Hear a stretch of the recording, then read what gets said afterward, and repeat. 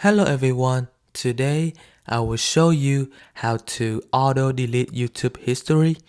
If you find this useful, then please leave a like and subscribe. So first you need to click on YouTube and then go to the profile icon at the bottom right.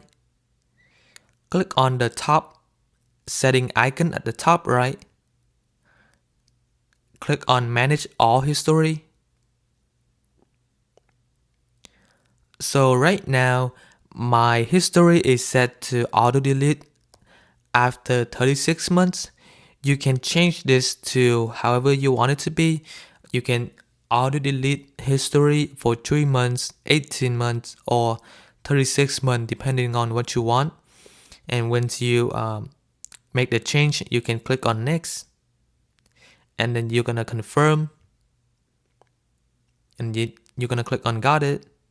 And it will make sure that YouTube will auto-delete your history after 18 months.